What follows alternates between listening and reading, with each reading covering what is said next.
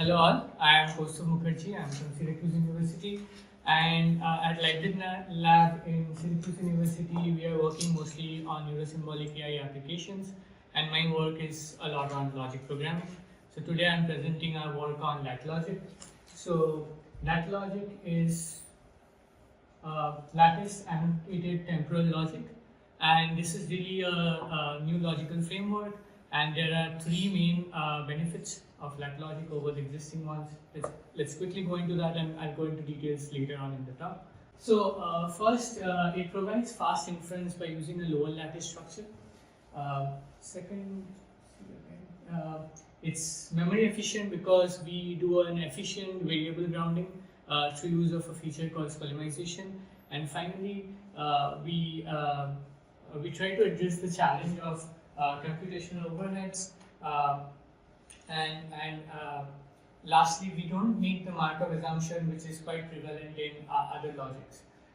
And why this is important is, and just to recap, this is what the Markov assumption is, in case anyone's not familiar. So the future state only depends on the current state. And we say that this is not practical, as is shown by recent work. So for example, this is a Nature article talking about how complex networks suffer failures, and using non-Markovian systems for recovery is the way to go. Similarly, there has been other work on physical system, real-world data, like social activity patterns, molecular dynamics, as well as COVID-19 epidemic spreading data, and they all show non-Markovian relationships. So as you see here, the practical aspect is pretty overwhelming. However, why do existing systems mostly use the Markov assumption? So usually it's to simplify the models, limit the computational overhead, and then to simplify the underlying logic and the semantics. But like I showed that if we can handle the problems which comes with like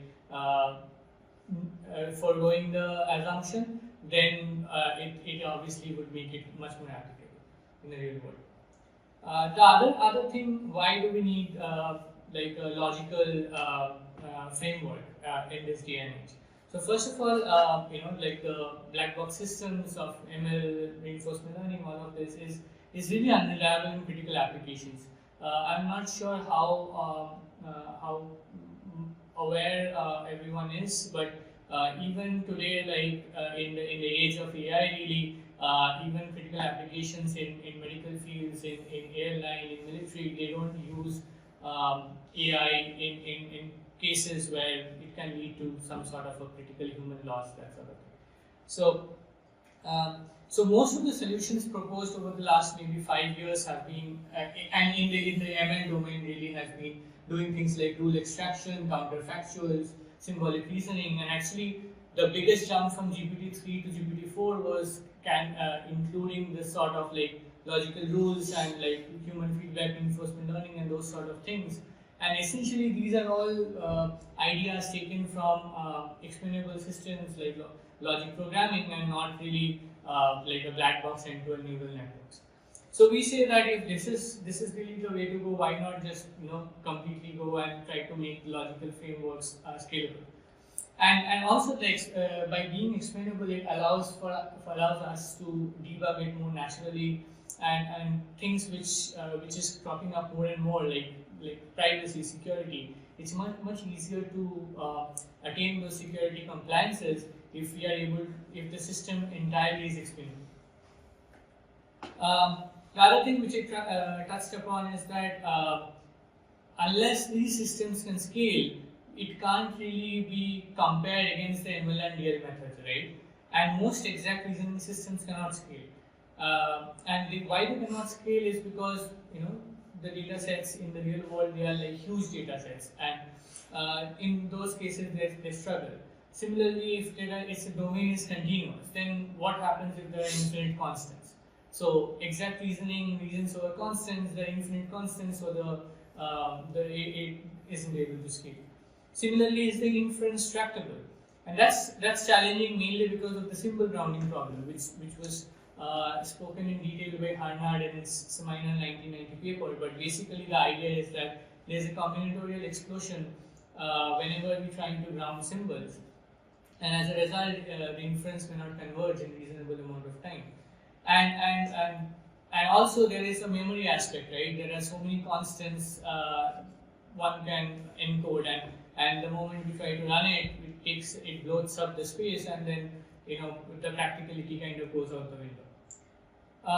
So let's look at what came before LAT logic, which is what I'm proposing. So Prolog is probably the most famous one, but it's also been there for a very long time. And then since then there has been a multiple works on like data log, then classical answer set programming, and then extensions to answer set programming.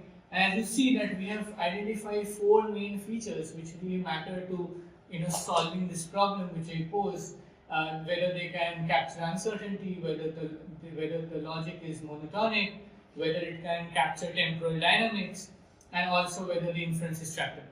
And in all of these cases, they seem to miss one or more of these criteria.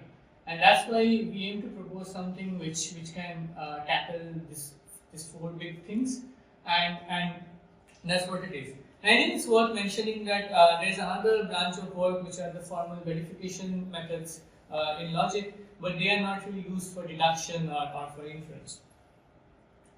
Now coming to more details. So how are we able to solve these challenges which I just presented? So a key factor is use of a lower lattice. So this is a lattice structure, and what the orange boxes show is that how we are able to capture not just false or true as in the top left or the top right corner, but also total uncertainty. So if I say something is bounded by these 2 numbers, 0 and 1, it means it can be anything in between. And if it says 0, 0, then the bound collapses completely and we say it's false, like we know in like propositional logic and things like that. 1 is obviously true, and as we move up this lattice following these arrows, we see that the bounds start to become tighter and tighter till it's like completely tight at the top. And what this also allows is the monotonicity. Like the key feature of using this lattice and how we use this lattice is that as we move up the lattice, we cannot go into a different subtree. As a result, as we infer and move up the lattice, the entire reasoning process is monotonic. And finally, by being able to handle uncertainty as well as true and false, what we allow is that an open world semantic. So typically in classical, let's say Prolog, or many classical logic really for that matter, if something is not mentioned or given to us, we assume it's false. Or maybe if something is not true, or if we don't know information about something, we just assume that okay, it doesn't exist. Whereas in the real world, obviously that is not true. Like there might be many people we know, we just don't know where they are today at this point of time.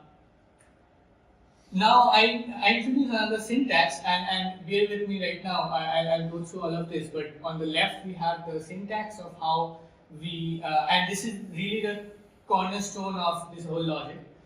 This we call as the temporal annotated fact. On the right there are some examples how we use it, and the T here is the time aspect, and on the right you will see that there can be time can be represented at separate time points, 0, 1, and obviously it can be continuous, but even in a continuous domain we can have infinite number of time points, right? So it's not discrete in that sense, but we move along the time horizon that way. Now, what are the rest of these things? So usually something like X, Y, something starting with a capital letter, they are variables, and then things like someone's name, some place, these are constants. Then what we see at the beginning, these are predicates, and then together it forms an atom. So in the syntax, this small a is an atom, and then in the examples, the boxes show examples of atoms. And then these are just annotations, which are just elements of the lattice which we saw before. Now, how does this play into the rest? So okay, before that, this is the key fact. Usually what we will have is something which is non-ground, and then we have in the domain we are working with, we do these sort of groundings where we go from variables to constants. Now these are used to build what we call as a logical rule. So conjunction of these sort of temporal annotated facts, or taps as we call it, is a logical rules. The right side is the body of the rule, and if it's satisfied, then the rule fires and the left side becomes true. And the delta t is really the time lag, which means that how much time after the preconditions are satisfied is the inference applied. Just a couple of more terms. We denote the whole program, we call it generalized annotated program, coming from use of annotations, and really the seminal paper in this field is from Kiefer Subramanian. But basically the idea is that we use pi to denote the set of taps and rules, and that's the whole logic program. And then if we apply this operator called fixed point operator on it, we produce inference. So in this paper we show some theoretical results on both correctness and performance of this logic, and I start with correctness. So first of all, we look at the monotonicity, and we show that this operator, this is fixed point operator used for inference, that is monotonic, which I kind of talked you through it while looking at the lattice, and it also, and from the seminal Tarski theorem of fixed point operator from 1955, we get number 2, which gives that the operator gamma has a least fixed point operator. And finally, it shows that after a particular time, a program is satisfied as long as it belongs in the same subtree of that semi-lattice. The proofs of this and all the others are in the paper. I'll also share the QR code at the last slide. The second one is about tractability. So that's important, right? That it converges in time. So what this really says is it provides a bound on how many iterations it will take for it to converge, and the intuition here is that when we say it has not converged yet, that means that between each application of gamma, the fixed point operator, something must change. And as long as something is changing, it's moving up the lattice, right? And then the lattice space is still finite. So that means that the number of fixed point operators before it converges is bounded by the height of the lattice times the size of the atoms and times the number of time points we are dealing with. And since this is polynomial, then it is guaranteed to converge to polynomial. Finally, we ensure logical consistency by checking for inconsistency. And what again the intuition behind this theorem is that if there are two different annotations in two different subtrees of the lattice, then they're inconsistent because there is no overlap. And then looking at performance, because again in today's day and age, unless we can run a program and on real data sets, we can't compete with ML models and there's no practical viability. So like I have already talked about, using lower lattice and using Skolemization, which is a novel form of variable grounding, we create the constants as and when required. Because if something is completely uncertain, we don't have any information about it, it's 0, 1, then we don't really need to ground it, because everything that we don't know anything about is there in space, but it's 0, 1. So we only ground it when we have any information or we make an inference. That's the basic idea of Skolemization. And we also prove a theoretical bound on number of ground atoms which are produced after each step of inference. And the idea is that is this lower than maximum possible given like a set number of constants, set number of time steps, and as I'll show in later slides that it really is. So what this the intuition behind this is that the number of ground atoms depends on how many ground atoms were there in the previous step of inference times the rule, the set of rules we have and the different body clauses in those rules. So again, like what I said, because the groundings are bounded, reasoning is tractable, reduces overhead, and then in infinite constant space we can still use this logic and not run into scalability or tractability problems. So I mean, I've been talking a lot. Let's look at some results which we have. Just to give an idea, you know, this box is really a space of infinite constants. I have just showed one point in space. There are a couple of there's one person and there's a car. The person is obviously slower than the car, and this is just represented in logic that the person and the car both are at the same point and they have different speeds.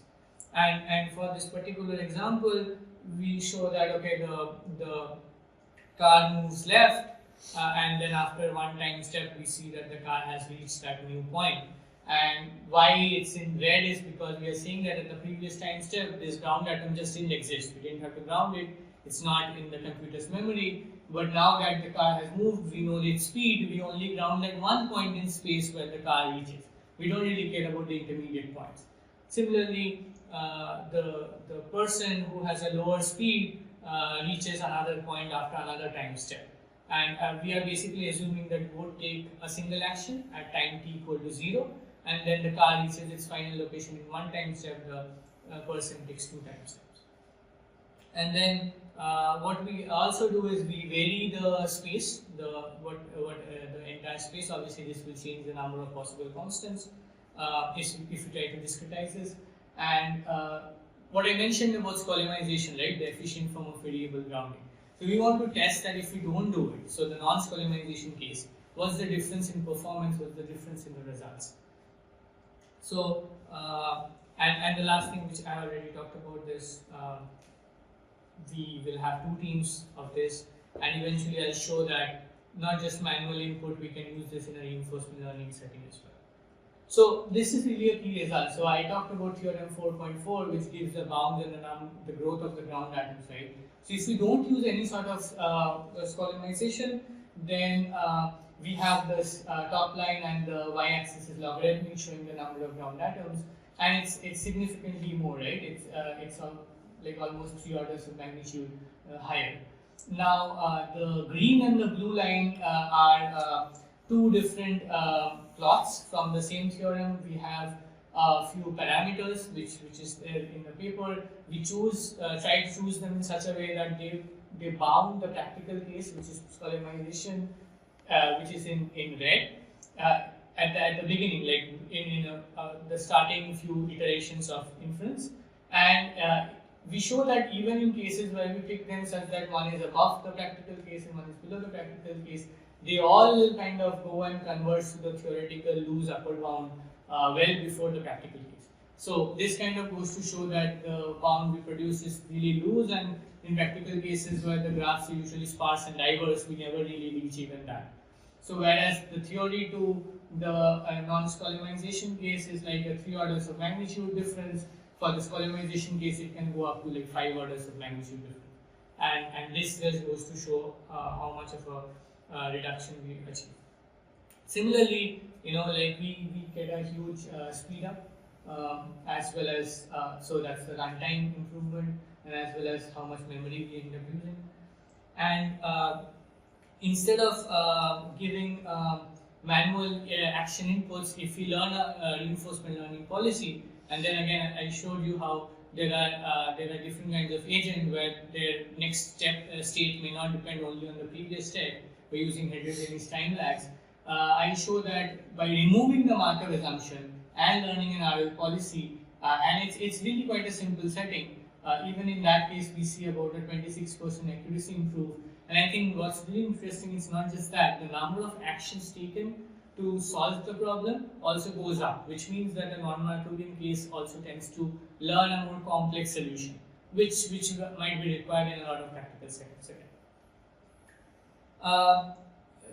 As quick highlights on the software that we have, this is an example of the GUI. On the left, we see that this is an example of a rule, and then bottom left shows an example of a grounding for a particular time step, number of agents, locations, and then how this is really useful for the user is that these things are stored as rule traces, which means we can find the exact reasoning path, how we ended up with the inference, and this is quite impactful in again real domains, what I talked about, that for recognition and diagnosis of errors and in critical systems this is invaluable. We also have a optimized Python code. Again, I'll give a QR code at the end to scan if anyone's interested, but there's a number of optimizations we achieve which help us have the the speed up and memory reduction results.